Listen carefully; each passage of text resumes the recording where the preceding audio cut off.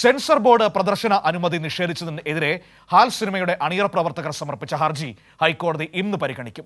Shane Nigam നായകനായി പുറത്തിറങ്ങുന്ന സിനിമയിൽ നിന്ന് ധ്വജപ്രണാമം, സംഘം കാവലുണ്ട്, ഗണപതിവട്ടം തുടങ്ങിയ 19 ഭാഗങ്ങൾ നീക്കണമെന്നതായിരുന്നു സെൻസർ ബോർഡ് നിർദ്ദേശം. അതിനെതിരെയാണ് അണിയറ പ്രവർത്തകർ ഹൈക്കോടതിയെ സമീപിച്ചത്. ഉമേഷ് ചേരുകയാണ് കൊച്ചിയിൽ നിന്ന് വാർത്തയുടെ വിവരങ്ങൾ നൽകാനായി നമ്മളോടൊപ്പം. Umesh, good morning. ഏതായാലും ഈ സിനിമ കോടതി നേരിട്ട് കണ്ട് കാര്യങ്ങൾ വിലയിരുത്തിയിരുന്നു. കഴിഞ്ഞ ദിവസവും വാദം കേട്ടിരുന്നു. ഇന്ന് വീണ്ടും അത് കോടതിയുടെ പരിഗണനയിലേക്ക് വരികയാണ്.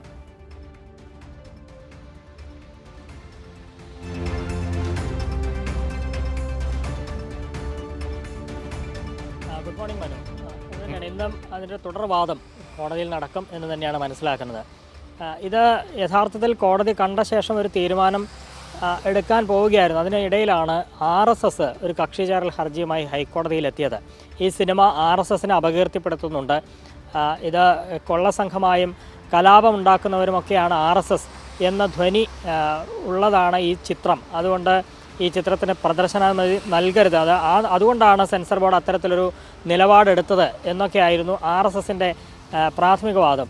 ഇക്കാര്യത്തിൽ കൂടുതൽ വിശദമായ വാദം കേൾക്കേണ്ടതുണ്ട് എന്നാണ് കോടതി തീരുമാനിച്ചത്. അതിൻ്റെ അടിസ്ഥാനത്തിലാണ് ഇന്ന് വാദം കേൾക്കാനായി വെച്ചിരിക്കുന്നത്. ഉച്ചയ്ക്ക് ശേഷമായിരിക്കും ഈ ഹർജി പരിഗണിക്കുക എന്നാണ് മനസ്സിലാക്കുന്നത്. ഇത് ഇപ്പോൾ മനു തുടക്കത്തിൽ സൂചിപ്പിച്ചതുപോലെ തന്നെ ചില വാക്കുകൾ, ഇതിൽ ബീഫ് ബിരിയാണി കഴിക്കുന്ന രംഗം ഒഴിവാക്കണം, ധ്വജപ്രണാമം, സംഘം കാവലുണ്ട്, ഗണപതിവട്ടം തുടങ്ങി 19 ഭാഗങ്ങൾ നീക്കം ചെയ്തെങ്കിൽ മാത്രമേ ഇതിന് പ്രദർശനാനുമതി നൽകാൻ കഴിയുകയുള്ളൂ എന്നുള്ളതായിരുന്നു സെൻസർ ബോർഡിൻ്റെ നിലപാട്. എന്നാൽ ഈ ആരോപിക്കപ്പെടുന്നത് പോലെ യാതൊന്നും ആ ചിത്രത്തിലില്ല. അങ്ങനെ ആക്ഷേപം ആർക്കെങ്കിലുണ്ടെങ്കിൽ അവർ ഈ സിനിമ കണ്ടാൽ ആ പ്രശ്നം തീരും. കോടതിയോ അല്ലെങ്കിൽ കോടതി നിയോഗിക്കുന്ന ഒരു കമ്മിറ്റിയോ ഈ സിനിമ കണ്ട് തീരുമാനമെടുക്കണം എന്നൊക്കെ ആദ്യഘട്ടത്തിൽ ഈ നിർമ്മാതാക്കളുടെ അഭിഭാഷകർ കോടതിയിൽ വാദിക്കുകയുണ്ടായി. അതിൻ്റെ അടിസ്ഥാനത്തിലാണ് എങ്കിൽ കോടതി തന്നെ കാണാം എന്ന് തീരുമാനിച്ച് കോടതി ജസ്റ്റിസ് VG അരുൺ ഈ സിനിമ നേരിട്ട് കണ്ടത്. അതിനുശേഷം ഈ കേസ് കോടതി പരിഗണിക്കുന്നതിന് മുൻപാണ് RSS ഇങ്ങനൊരു വാദവുമായി കോടതിയിലെത്തിയത്.